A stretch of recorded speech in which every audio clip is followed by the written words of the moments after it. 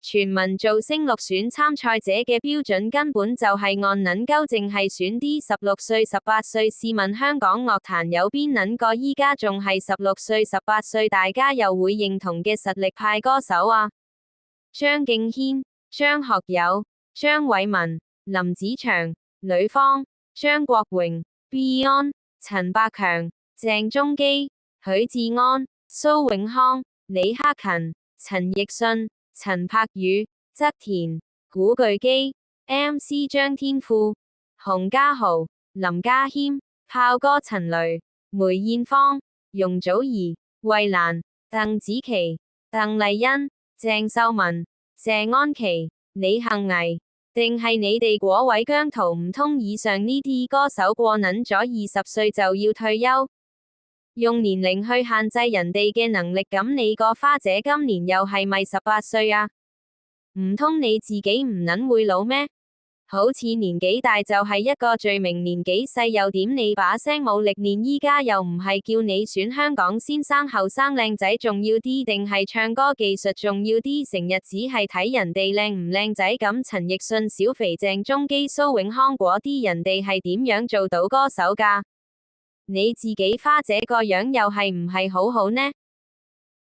強尼又係咪好靚仔？你哋啲製作組使唔使個撚過去韓國整咗容先可以開工？成日諗住學韓國選啲偶像團唱 K-pop， 搞到以前啲廣東歌冇晒人聽，你又對唔對得住以前啲老前輩歌手？張國榮 Beyond 知道依家啲年青人個個都唔撚唱一生何求海闊天空，變成唱 Big Bang， 佢哋有幾撚傷心？你又知唔知你依家嘅身份係想救返香港樂壇，定係想統多香港樂壇？兩都想，香港樂壇快啲去死！你要選啲16歲、18歲都唔係問題，但係你唔好放棄其他真係有能力嘅人，呢個先係重點。你哋作為全香港最大嘅電視台，你哋做乜嘢都係俾緊全世界國際海外嘅觀眾睇。如果俾全世界都知道你哋 ViuTV 全民造星嘅品質就係淨係啲靠樣呃飯食，唱又唔掂，跳又唔掂，你覺得影衰你哋自己品牌形象係咪真係冇問題呢？你哋只係在乎個節目多人睇就得，唔需要在乎底下啲觀眾留言係讚你哋好定係鬧你哋差。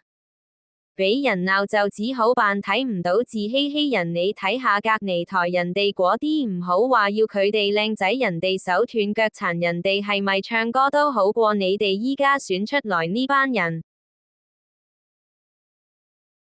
佢哋底下面啲留言係咪都讚佢哋好撚唱得？咁你 ViuTV 全民造星又想唔想人哋讚你哋出品嘅歌手唱歌好？就連你哋最自豪嘅跳舞恐怕都冇乜人讚，因為點解你哋跳舞嘅走去唱歌？唱歌係一門專業，你哋就係將唱歌當成係業餘，然後只專注叫人哋睇你哋跳舞，所以人哋嗰啲真係想聽人哋唱歌嘅人係一定會屌鳩你哋呢啲淨係跳舞走出來 no 歌手嘅人。你哋要以前聽開陳奕迅、張學友唱歌出咗名係好撚有感情嘅老前輩級歌手嘅樂迷大哥，轉行走去聽你哋出品嘅 Anson Lo 根本就係唱俾傻閪聽嘅，你仲要叫啲樂迷大哥跟住佢一齊叫